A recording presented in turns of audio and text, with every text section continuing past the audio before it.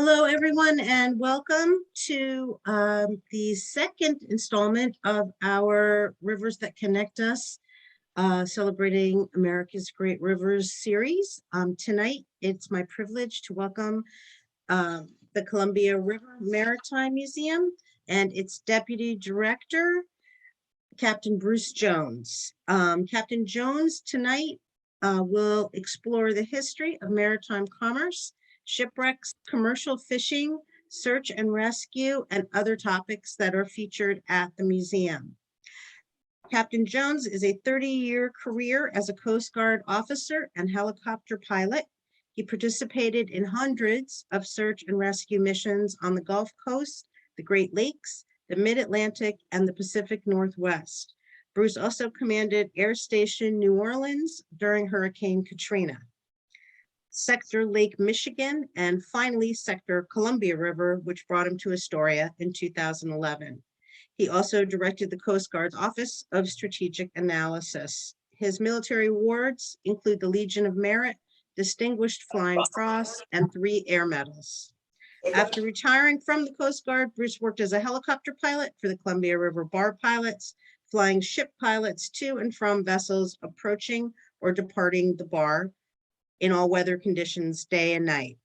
Bruce has worked at the Columbia River Maritime Museum since 2017 and was elected to the Astoria City Council in 2017 and was elected mayor in 2019.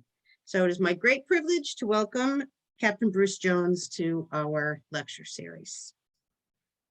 So thank you, Allison. It's a pleasure to be here today, joining you from Astoria, Oregon, on the banks of the Columbia River. And I want to thank the Connecticut River Museum for hosting this series and putting a spotlight on these great American rivers. And I know that no one wants to see my pretty face, so I am going to share my screen and let you see some of the beauty of the amazing Columbia River, which is certainly one of those rivers that connect us. It's a very complex river with both remarkable beauty and remarkable industry. And as a marine highway, it's an economic engine for the region. It also nurtures us spiritually. And as someone who lived on the East Coast, the Gulf Coast, the Great Lakes, and finally the Pacific Northwest during a 30-year Coast Guard career, I can tell you it was both the beauty and the endlessly changing activity on the Columbia River that made us choose to make Astoria, Oregon our permanent home back in 2011. So I'm speaking to you from the Columbia River Maritime Museum, overlooking the Astoria Anchorage and Navigation Channel. And from here, we can watch cargo ships and barges carrying grain, steel, automobiles, petroleum, wood chips, wind turbine blades, passengers, and many other cargoes. Our local residents and our tourists can watch the pilot boats, such as the pilot boat you see there alongside that chemical tanker, taking the pilots to and from their ships, as well as commercial fishing boats and Coast Guard cutters and patrol boats and sailboats and other pleasure craft. Several times a week, river cruise ships take passengers on the spectacularly beautiful and scenic route from Astoria all the way up the Columbia River to the Snake River, and there up to Lewiston, Idaho. And I took this photo just 2 days ago as the American Empress was pulling away from the dock right outside my window. So from the museum, if we look to the west, we can easily see the 200-foot-high basalt cliffs that comprise Cape Disappointment at the mouth of the Columbia River. These headlands are the remains of ancient lava flows that erupted underwater 40 million years ago during the Middle Eocene period. And there, 1,243 miles from the river's source in British Columbia, an average outflow of 265,000 cubic feet per second meets the incoming swells from the Pacific Ocean. And during our frequent fall and winter storms and high winds, those ocean swells can tower up to 20 to 30 feet as the ocean floor rapidly rises, creating the fearsome Columbia River Bar. Conditions on our bar are arguably the worst for ships of any river mouth in the world. And this photo from 1912 shows the French bark Colonel de Villebois being towed across the bar by a steam tugboat operated by the Columbia River bar pilots. At your left, you can see a modern photo of a very similar scene, a Coast Guard towing a disabled boat across the Columbia River bar. And if you look above the swell, you can barely see the antenna on the vessel being towed. To your right is the Coast Guard 52-foot motor lifeboat Triumph doing surf training on the bar. Imagine going out in that type of surf just to do some training. And here is an outbound bulk carrier exiting the Columbia River, crossing the bar on the way to Asia. By law, ships above a certain tonnage are required to take on a bar pilot. From Astoria to Portland, ships must carry a river pilot. The pilots provide the intimate knowledge of the route and the conditions they might encounter required to make a safe transit. So combinations of heavy seas, wind, fog, driving rain that can eliminate visibility, and shifting sandbars have caused so many shipwrecks and sent so many mariners to their doom that the vicinity of the mouth of the Columbia River is known as the graveyard of the Pacific. Here's some of the forces that are acting on ships crossing the Columbia River bar. So you have the wind, which might be coming from the northwest or the southwest, the ocean swell, usually from the west towards the shore. You have coastal currents, and then you have the tidal flow, in this case showing the ebb or the outgoing tide. So it's not just a question of a mariner dealing with big waves coming from one direction. You have other waves bouncing off the shore or off the jetties, wind-driven waves, and your ship will be twisted around by the cross current. So it's a very dynamic environment that demands a ship captain's full attention. These red dots depict just some of the shipwrecks that have occurred on the Columbia River bar, and I'll go into a few of those later. The challenging conditions there are ideal for training search and rescue crews. Thus, the mouth of the Columbia River is where the Coast Guard runs its National Motor Lifeboat School and its Advanced Helicopter Rescue School. So here's a scene doing some training in heavy seas with a rescue swimmer who jumps out of the H-60 helicopter there, swims around for a while. They'll have another rescue swimmer that jumps into the ocean to play the part of the victim, conduct some rescue operations. The rescue swimmers get trained, the hoist operator gets trained, and the helicopter pilots get practice making a precise hover over those sort of conditions. And here's an H-65 helicopter over the Columbia River bar as the surf breaks. And you can imagine being a rescue swimmer down there right as the surf breaks. Of course, those guys, they love that stuff. That's what they train for. I'm also a graduate of the Advanced Helicopter Rescue School, and I can tell you it's absolutely the best training I ever had in my Coast Guard career because of the fact that we do get exposed to these very rough conditions. It prepares you for the real thing later on. And here we see in the foreground the 60-year-old steel-hulled 52-foot motor lifeboat Triumph, and in the background, more modern 47-foot motor lifeboat on the Columbia River bar. And they're out there just about every day training or doing real rescues. So the Cape Disappointment Lighthouse was built in 1856. The purpose, of course, to guide mariners to the Columbia River bar safely. It was intended to prevent shipwrecks. The life-saving service, now the Coast Guard, put its first rescue station here at Cape Disappointment in 1877 to assist those in distress and to rescue victims of shipwrecks before their vessels were torn to pieces on the bar.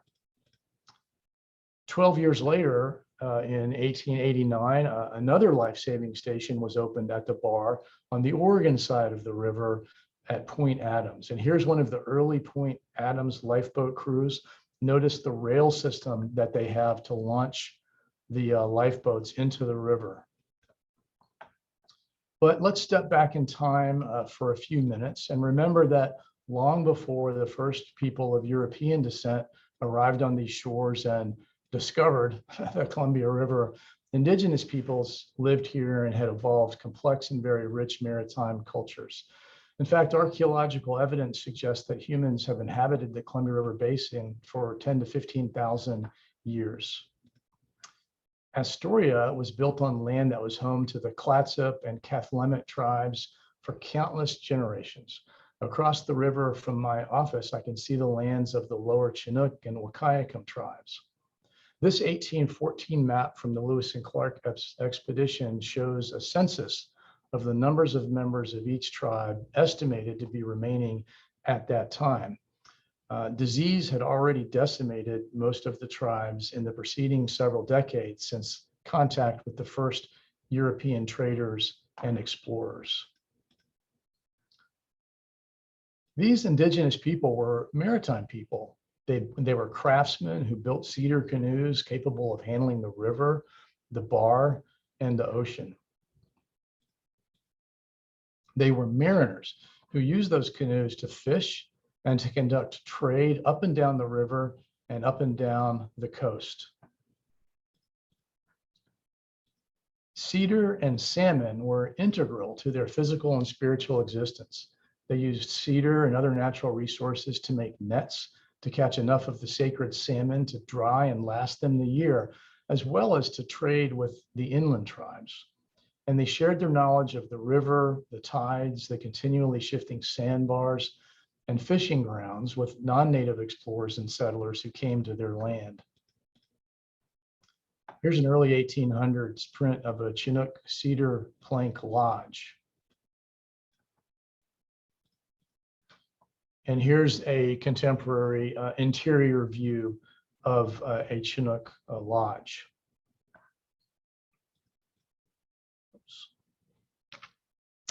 The indigenous coastal people are still very much here, sustaining their connection to the river, to salmon, to cedar, and to their heritage, as is shown in this 2018 photo of the annual canoe journey.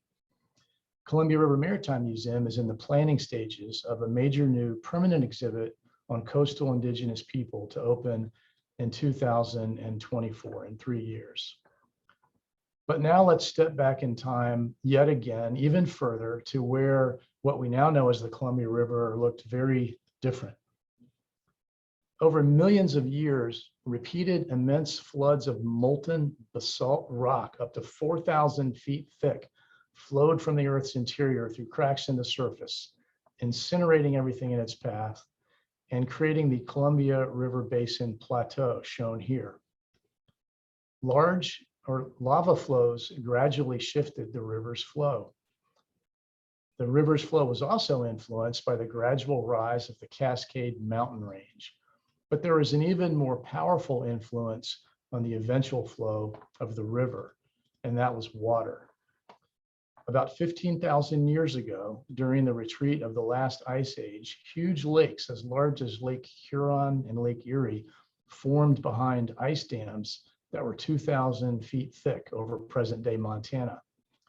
Eventually, the ice dams failed, releasing massive floods of water, carrying boulders, sand, and rock toward the sea.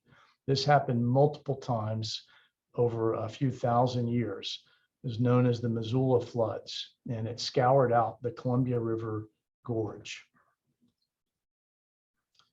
The melted ice raised sea levels by between 200 and 300 feet. One result is that the shoreline from 12,000 years ago is now on the ocean floor. Of course, this makes archaeological evidence of the earliest human settlements virtually impossible to discover. In this image, you can see the Ice Age coastline compared to the present coastline. The Astoria Canyon was scoured out by the Missoula floods. This deep underwater canyon so close to shore is part of the reason the Columbia River Basin has no delta to dissipate the river's energy, and another reason the waves grow so steep at the Columbia River bar. This image shows the river mouth and the steep drop off to over 3,000 feet of depth, relatively close to shore. So now let's turn to the other end of the river, 1,243 miles away. The headlands of the Columbia River, the river here is shown in purple on this map, are 2,700 feet above sea level at Columbia Lake near Canal Flats and the Rocky Mountains in British Columbia. The Columbia River Drainage Basin, which is shown in yellow, encompasses 258,000 miles, which is about the size of Texas in 7 states and in 1 Canadian province. This cover of our Fall 2020 Museum Magazine, the quarter deck, which you can find at our website, crmm.org, shows Canadian photojournalist Claire Dibble at center left in the photo in the kayak that she built herself by hand, paddling on a tributary near the headwaters. Claire paddled the river's entire length over 3.5 months in 2019. And it's just gorgeous country in that photograph, isn't it? So here are a few of Claire's other photos from her kayak trip down the length of the Columbia River.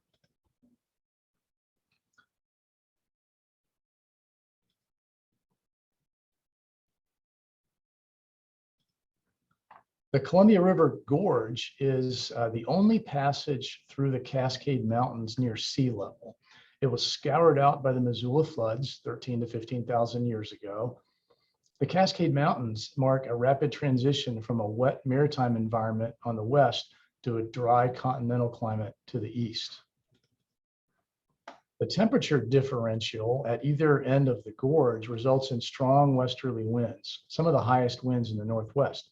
The winds have made Hood River and other gorge towns popular with windsurfers and kite surfers. This is also a heavily traveled towboat and barge route, and that makes for some occasional very close calls between the kiteboarders and the tugboat captains.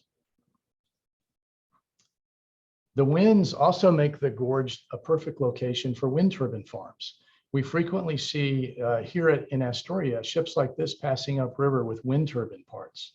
In just a few decades, wind power has grown to account for about 15% of the electricity used in the Pacific Northwest. When too much wind power is generated, the Bonneville Power Administration, which provides hydropower, pays the wind power generators to stop operating. Otherwise, they would have to divert excess water from the hydropower turbines and have excess spillover on the dams on the Columbia and Snake Rivers, which would raise dissolved gas levels in the river to a level that would be lethal to fish. So this particular image shows the wind turbines and also shows vineyards that are irrigated by the Columbia River. In this image, you can see the wind turbines on the ridge at left juxtaposed with hydroelectric power from the John Day Dam. You can also see at the bottom of the screen a towboat and barge that have just passed through the locks headed downriver. This dam also incorporates fish passages on both shores. This image shows the major dams in the Columbia River Basin. Dams have been erected for multiple purposes, primarily the production of hydroelectric power, for irrigation, for flood control, and for maritime transportation by enabling barges and other vessels to transit between sea level and much higher elevations via a series of locks. The chief argument against dams is their detrimental effect on salmon by reducing the number of salmon able to return to their historic spawning grounds, as well as the difficulty of downstream migration of salmon through or over dam spillways to the sea, as well as the negative effect on historic Native American fishing grounds and fishing rights. This is the Bonneville Dam power station and locks, and it has a downbound tow that's just passed through the locks. A downbound vessel enters the lock from upstream. The giant doors close behind, the water drains out to the lower level, and then the downstream doors open and the vessel continues downstream. This cross-sectional image shows how the locks and dams stair-step the Columbia River down to sea level, with the locks playing the role once played by falls and rapids.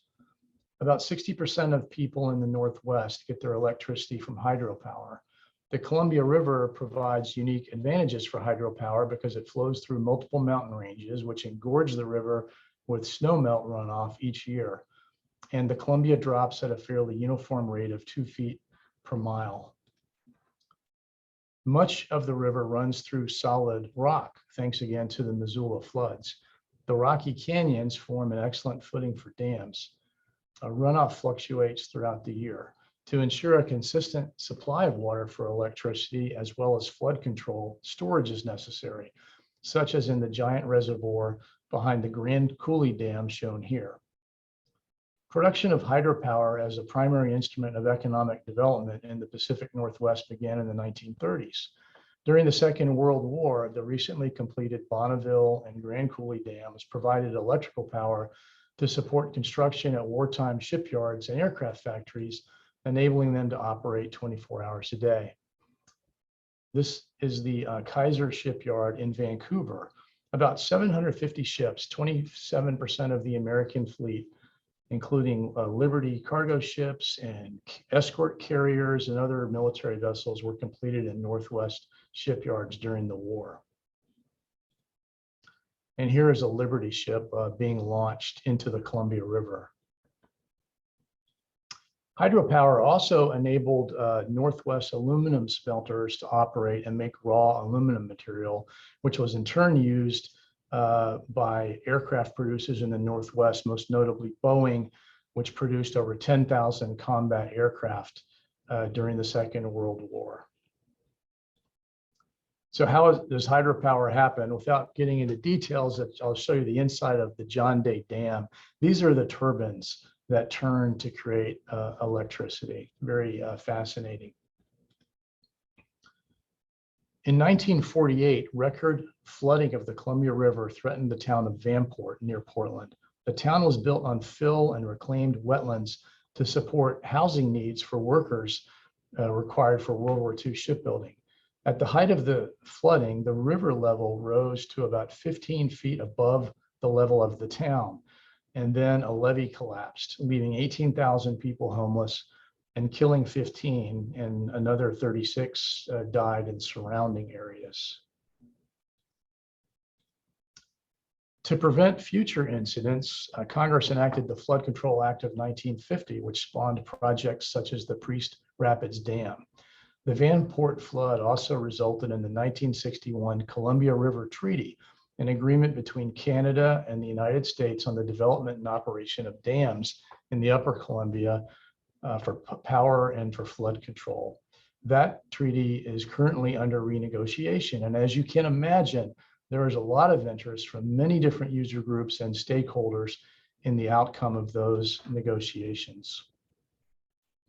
About 13 miles east of today's town of the Dalles lay Celilo Falls, a horseshoe-shaped series of falls averaging 40 feet in height that stretched across the Columbia River. After clearing the falls, the river boiled over a series of narrows, chutes, and rapids before continuing west to the Cascade Rapids and the Pacific Ocean.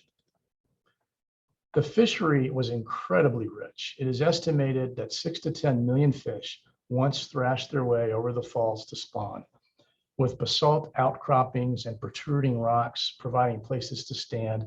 The falls were ideally suited for Indian fishing techniques evolved for the area, such as spearing, netting, and hooking from timber scaffolds erected over the boiling rapids. The falls provided ample salmon, steelhead, sturgeon, and eels. On either side of the river were the Indian towns of Wyam and Skin. Tribes from near and far came to the falls to fish, to trade, and to socialize. William Clark wrote in his journal of this annual gathering of the tribes, "This is the great mart of all this country. 10 different tribes visit those people for the purchase of purchasing their fish, and the Indians on the Columbia and Lewis's River, quite to the Chiponish nation, visit them for the purpose of trading horses, buffalo robes, beads, and such articles as they have not. The Skilloots procure the most of their cloth, knives, axes, and beads from the Indians from the north who trade with white people who come into the inlets to the north." And that's from the Journal of the Lewis and Clark Expedition in April 1806. Lewis and Clark also took the first rough census of the population on this portion of the Columbia, estimating that there were between 7,500 and 10,500 Indians living permanently or seasonally encamped near Cascade Rapids and the Dalles. By the 1890s, whites had effectively blocked Indians' access to the fish at the falls through the use of technologies like fishing wheels. Indians were successful in suing for their treaty rights. However, with the Vanport flood, Celilo Falls days were numbered. The Flood Control Act of 1950 directed the Corps to construct a multi-purpose dam at the Dalles supporting navigation, flood control, and hydropower. And at 10 a.m. on March 10th, 1957, the huge steel doors on the newly completed dam were shut, and within hours, the falls were submerged, where they remain unseen today. And with that, a cultural, traditional, economic, and spiritual resource that had served indigenous peoples for over 10,000 years was lost forever. Columbia River waters are also diverted for irrigation. This use traces back to the 1902 Federal Reclamation Act, which authorized the federal government to aid agricultural irrigation and allow settlers to own 160 acres for the purpose of irrigating crops. Today, 5.1 million acres are irrigated with water from the Columbia River and its tributaries. Irrigated acreage is primarily southern Idaho, eastern Washington, and Oregon, and it's used for potatoes, sugar beets, hops, fruit, vegetables, mint, grain, and hay. Proponents of both hydropower and salmon recovery have fought to reduce the amount of river diversion for irrigation. Beacon Rock is one of the Columbia's most iconic images and is part of a 4,500 acre state park. This 848-foot tall basalt rock is actually the core of an ancient volcano. Everything outside of the core was eroded away by the Missouri or the Missoula floods. And Captain Clark noted the rock in his journal in 1805. When you come visit us, there is a switchback trail to the top for your hike. Another iconic Columbia River view is that of Mount Hood, which got its modern name in October 1792 after British Admiral Lord Samuel Hood. Lieutenant William Broughton, a member of Captain George Vancouver expedition, was the first member of his party to spot the mountain and name it. Native Americans already called the mountain Y East. Here's a California sea lion at the Bonneville Dam, 146 river miles from the Pacific Ocean. Non-native to the river, since the 1990s, California and stellar sea lions have become habituated to consuming endangered populations of migratory fish, primarily Chinook salmon and steelhead, at the fish ladders at the dam.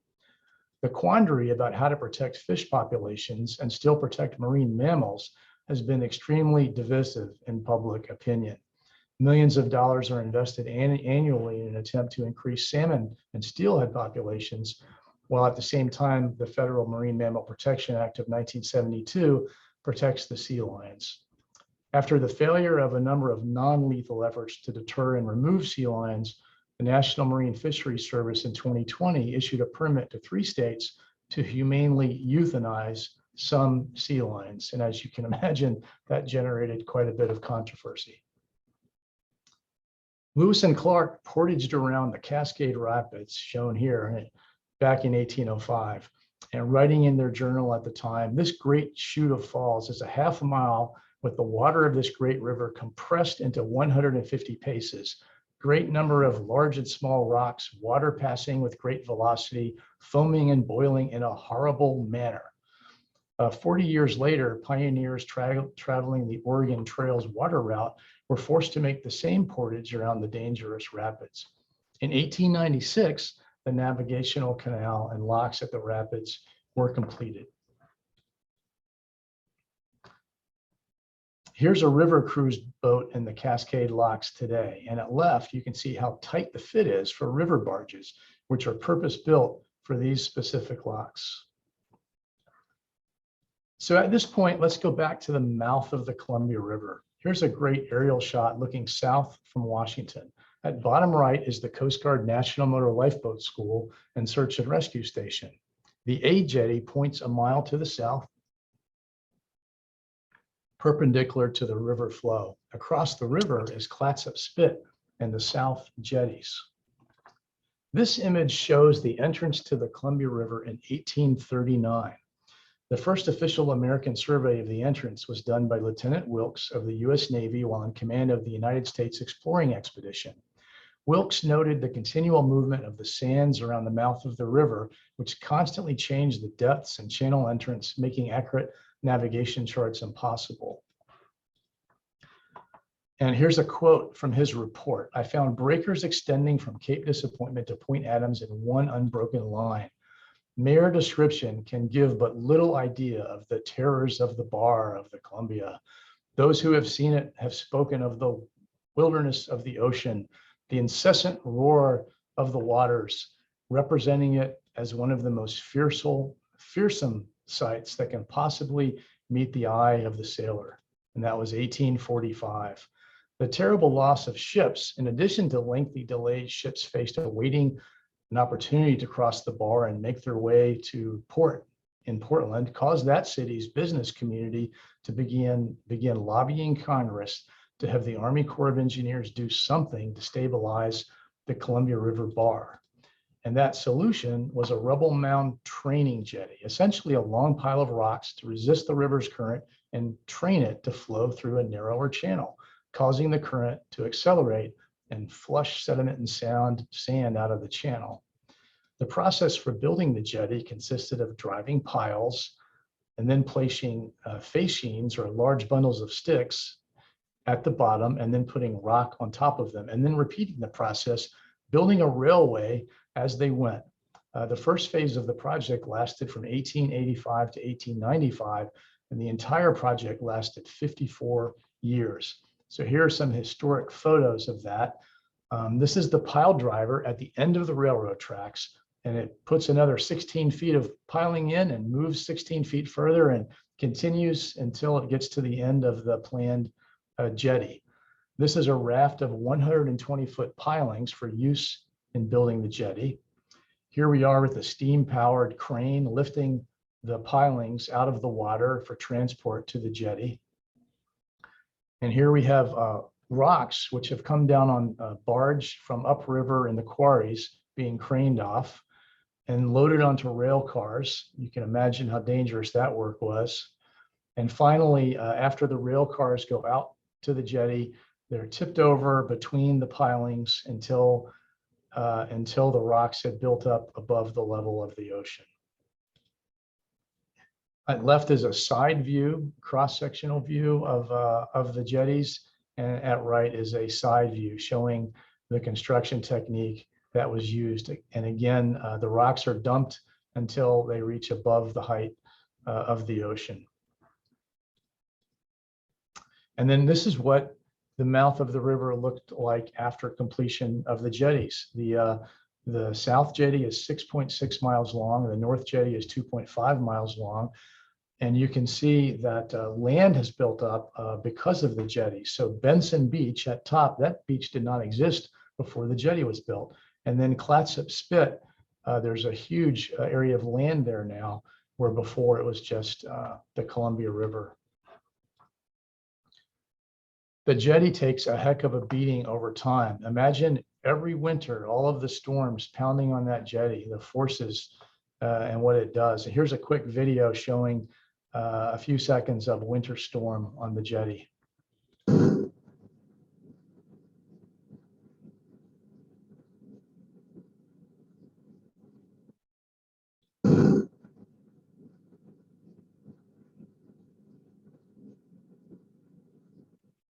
So as a result, repairs are necessary to repair the jetty, which has lost quite a bit of its length. And we are currently in the process of a major restoration. It starts with work barges like this coming downriver to build platforms to bring in the boulders. Here you see barges of boulders that have been brought from upriver, just like 120 years ago, and they're being moved out to the jetty area. And operating an excavator like this at the edge of the jetty next to the ocean, as you can tell, is not for the faint of heart. That $1 million machine is exposed to the ocean for a few years, and at the end, it's pretty much taken to the junkyard after all that saltwater exposure. And here's the finished product on the North Jetty. And here again, you can see the before and after. So before the jetties were built, the light blue are sandbars. Very, very difficult for mariners to figure out how to come across the bar and not become shipwrecked or grounded, which is the reason the bar pilots made so much money. After the jetty was built, there's a clear shot through. There still are sandbars, but the navigational channel is kept clear and ships can follow the buoys and work their way in. In addition to maintaining the jetties, the Army Corps of Engineers has to maintain the proper depth of the 600-foot wide navigation channel to prevent ship groundings. There was a 20-year project to increase channel depth from 40 to 43 feet, completed in 2010. Just that extra 3 feet of depth meant hundreds of millions of dollars in additional cargo could be carried every year. And the river has to be continually surveyed to detect sandbars as they develop. So this is the survey ship Elton, which goes back and forth over the river every day, doing sonar soundings and detecting sandbars. This is the dredge Essayance. The dredge is a hopper dredge, which goes over the sandbars in the low areas of the river, sucks up the sand with that big arm or drag head that you see on the right. It pulls up sand as well as rocks and logs up to 15 feet long will be pulled up in that. Once the hopper barge, the hopper ship is full, it'll go offshore. It has big clamshell doors at the bottom of the ship that open up and dump all the sand out, and then it comes back up the river and does it again. The Columbia River bar pilots board outbound vessels in the Astoria anchorage and provide expert guidance to the ship's captain until they're safely ashore. They board inbound vessels and guide them in. A few decades ago, they began shifting from primarily vessel transfers to helicopter transfers. The helicopter is much faster and reduces the amount of time the crew is at high risk just to board the ship. Here's you can imagine jumping off of a ship onto the pilot boat or vice versa with the ship rolling, and you'll see a video in just a second of how exciting that can be.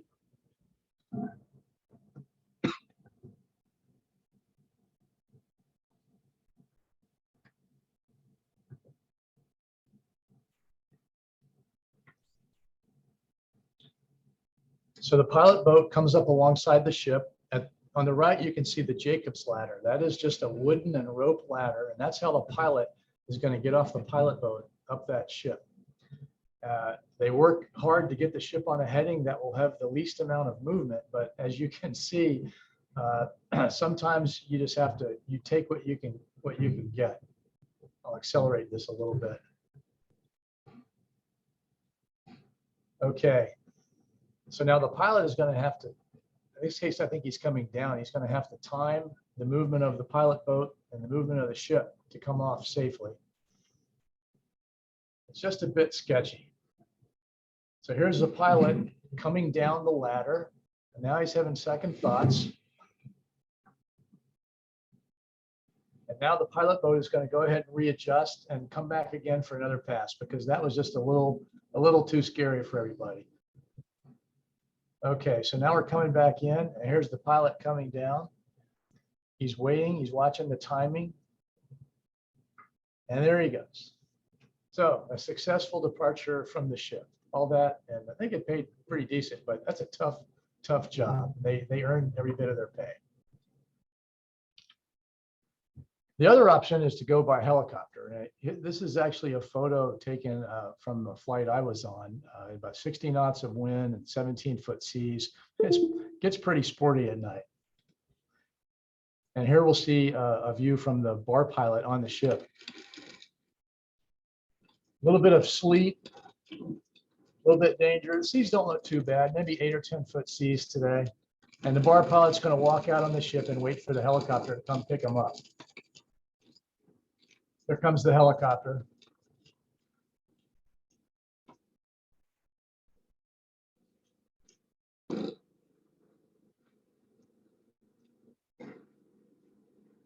So the bar pilot has a harness on, and he will clip the hook into his harness.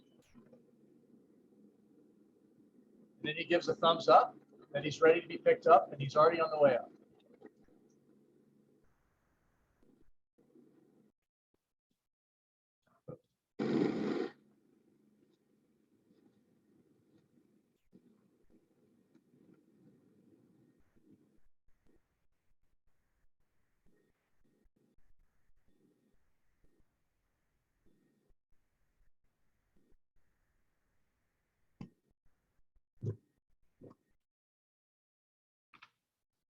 Oh, so that's a day in the life of a bar pilot. So here you can see some of the value of river commerce on the Columbia River. This is a big river and we have big ports. We're the #1 US export port in the United States, #2 for corn and soy, #1 West Coast wood export, number one West Coast auto export. We actually have more auto traffic here than at Los Angeles, Long Beach. So it's a pretty important river for commerce. We have a separate pilot association, the Columbia River Pilots, who navigate the vessels from Astoria upriver to the various ports as far as Portland. And the challenges the river pilots encounter include thick fog, narrow channels with passing traffic, shifting sandbars, twists and turns in the river, high winds. The river pilots and bar pilots alike have to be highly experienced captains before they are allowed to begin apprenticing as pilots. And here's just a little montage showing you the various types of ships that pass on the Columbia River, log ships carrying logs for Asia, grain ships. In the center right, that's actually an oil platform that was built in Portland and is being barged out the Columbia River and then up to Alaska. And we have a car ship on the bottom left and another outbound grain ship on the Columbia River bar on the bottom right.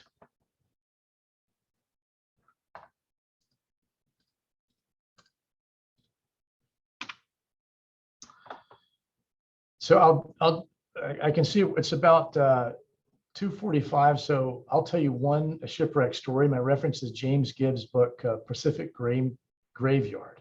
In 1852, the steamer General Warren left Portland bound for sea with a full load of grain and 52 people on board. People were on the shoreline watching her pass because steamships were still a novelty on the Columbia in 1852. The famous bar pilot, Captain Flavel, piloted the General Warren downriver and out to sea, and then boarded the pilot schooner to come back.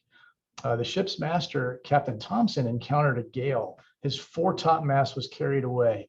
He turned the ship around, hoping to make for shore, and signaled for a bar pilot. But it was another day before Captain Flavel could get there in the pilot schooner. He came aboard. It was too dangerous to come back across the bar. The passengers were begging Flavel to take them across the bar, but he refused, saying it was too dangerous. The night roared on, the wind howled, the ship was battered by waves, the boat was taking on water. The passengers threatened the pilot, and even the captain said, "We have to get back into Astoria." And Flavel said, "Very well, if you insist, I'll take you in, but I will not be responsible for what might happen." And the ship made little headway. The water began to flood the holds. The passengers screamed, the wind shrieked. The pilot ordered the anchors dropped, but the captain insisted on beaching the vessel on a sandbar. So Flavel did that. The ship was breaking up fast. The lifeboats were swept away. Finally, the captain called for volunteers to man a lifeboat and go search for help. The pilot, Captain Flavel, was put in charge of the lifeboat. They rowed across the bar, miraculously making it safely to Astoria, where they found the ship at anchor and asked to send a whaleboat to aid the crew on the shipwreck. When the whaleboat got back to the scene of the wreck, nothing was visible. The General Warren had been pounded to pieces on the spit by the tireless surf, and all 42 persons were missing. The next day, they searched the shore for survivors, but found only bodies, including that of the captain.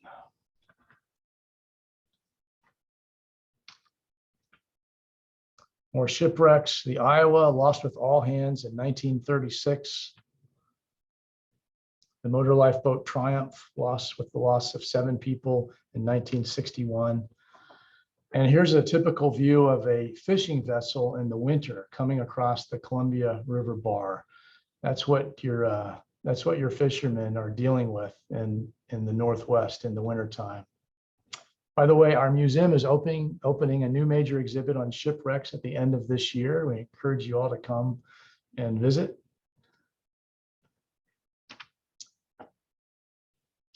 A story of the Columbia River is not complete with discussing salmon, at least briefly. Here's the netting operation upriver back in the day when the salmon ran thick and huge.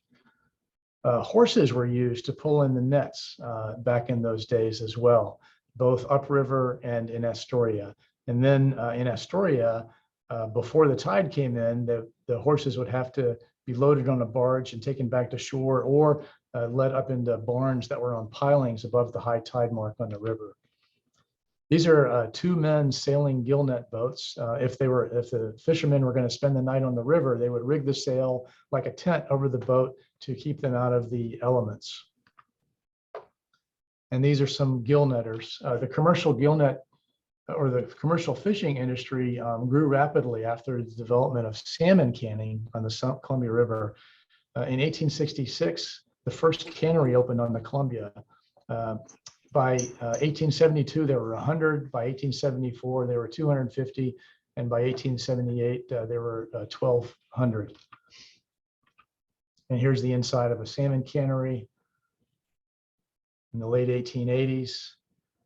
Concerns about sustainability began well before even the 1900s, and overfishing was recognized as a problem even before the dams were constructed. And commercial landings of salmon and steelhead in the Columbia have declined over the years, and they're really only a shell of what they were then today, although there is still a gillnet fishery, but it's very marginal. So that is a quick drop in the bucket look at the Columbia River. There is so much more that I didn't even talk about. There's always something new to learn about the mighty Columbia River. If you've never come to the Northwest, I encourage you to come out to Washington, Oregon. Whether you come here to Astoria, we'd love you to visit our museum, of course, but anywhere on the Columbia River, it's just a beautiful river. It's a fascinating river. I know you'll love it when you come visit. And we hope you will come to Columbia River Maritime Museum and visit us. This is a view of a few of our galleries. And now I will be happy to answer any questions you have.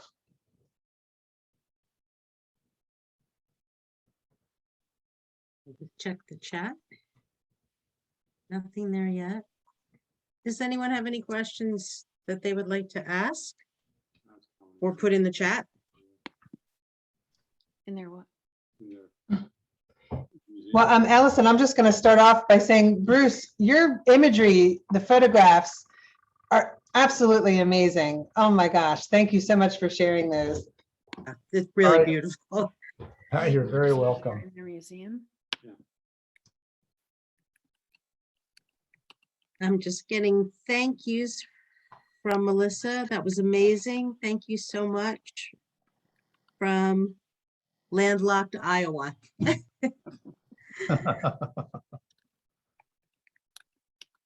You're very welcome. Here's a question. Okay. Is climate change, in particular drought, rising seas, weather extremes, of concern to Columbia River commerce and traffic? Actually, we're not seeing any impact on commercial shipping. The impact really that we're seeing would be with the salmon. It's just sort of another, I don't know if it's too extreme to say nail in the coffin of the salmon, but it's another detrimental impact on the salmon fishery and being able to bring the salmon populations back. It's the climate change impact on the ocean is having an impact on the salmon that are returning, and you know, it's such an interconnected web out there of the predators and life in the ocean. So we think the climate change, really the impact is on the salmon. But I haven't heard anything yet from either the Coast Guard or the bar pilots or the river pilots about impact on shipping. Interesting. If anything, if you know, with the melting ice caps, sea level rise, it'll mean that there's higher water levels on the lower Columbia, so less concern for grounding and having to do less dredging to keep the shipping channel at the appropriate depth. Okay. I have another question here. How many members do you have in your museum? And a great comment of Greg. We have about 30 staff members as far as people that are employees here. We have about 1,500 members as far as people who have purchased membership. We would love for you all to become members of the Columbia River Maritime Museum by going to crmm.org and purchasing a membership. 1,500. That's Someone has a comment to say if they may. Go ahead. Please. Hi, I'm Carol Harper. I live in Essex, Connecticut, and support the River Museum. And I just wanted to say, holy mackerel.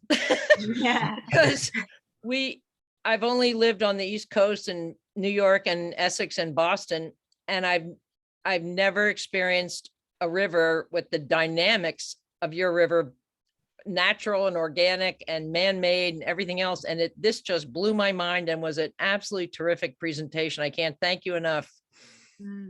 Oh, thank you, Carol. That's very kind of you to say. It is an incredibly dynamic river. And, I only came to Astoria at the 27-year mark of my 30-year career after having spent the rest of my career either on the East Coast, the Gulf Coast, the Great Lakes, never on the West Coast. So I got here in 2011 and was learning from scratch. And it is just a phenomenally dynamic river. And it would have been dynamic if they never built any dams and then, or did any quote unquote civilization.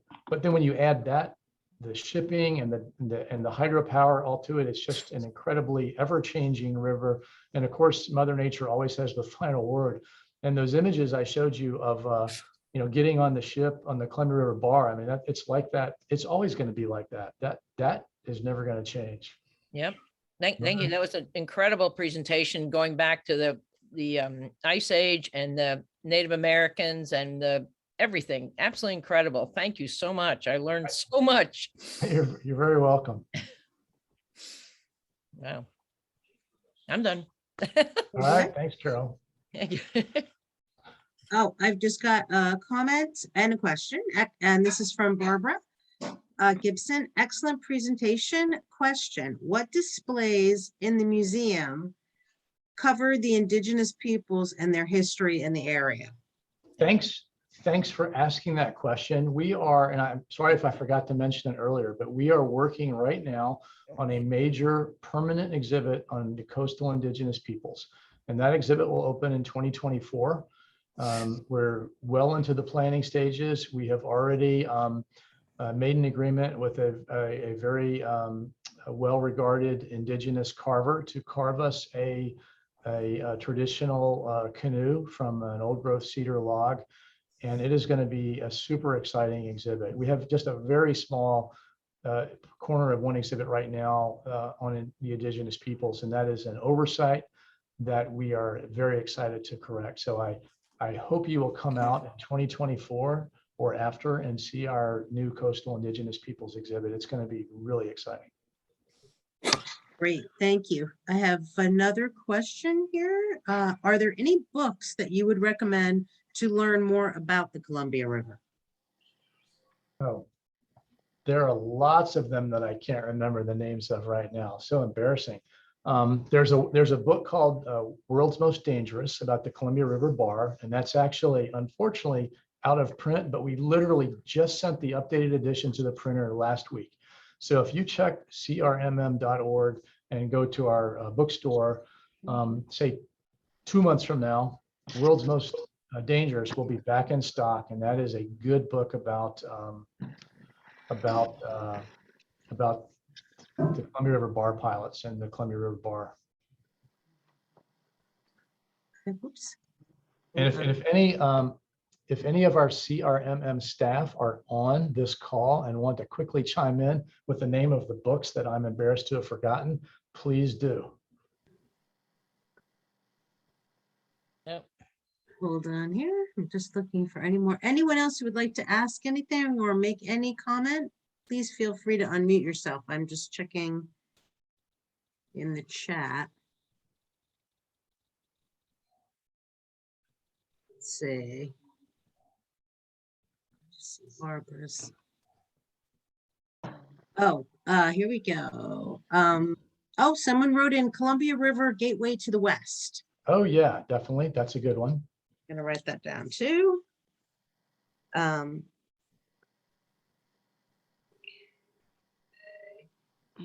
Anyone have anything to say or ask? No? Okay, well, I want to thank you so much, Bruce, for this. It was a great lecture, and I learned so much, and I'm going to try to get some books for our gift shop, you know, from every museum in the series. I think that would be really nice for us to have. And so I will look at both of these and, but I want to thank you so much for your time and your great talk. And I don't know if you want to add anything, Jennifer? You know, Bruce, you don't want to know this, but a couple of years ago, my husband and I were right there and we didn't get a chance to see the museum. But now we have reason to come back, if not soon, by 2024, and I can't wait. No, you and your husband need to come back, and I can give you many more reasons to visit Astoria. The museum is one of them. Do you like beer? Does your husband like beer? We have great Of course. brew pubs in Astoria. We have great restaurants in Astoria. This is the place to be. Cool. But you're Well, welcome, thank you. Allison and Jennifer. It was a great Yes. pleasure, and I really enjoyed doing it. And I learned a lot doing the presentation also. Great. Well, thank you so much. And I'm going to make it available on our YouTube channel and also to those who were not able to be here tonight who've asked for the recording. And I'll certainly send it over to you as well.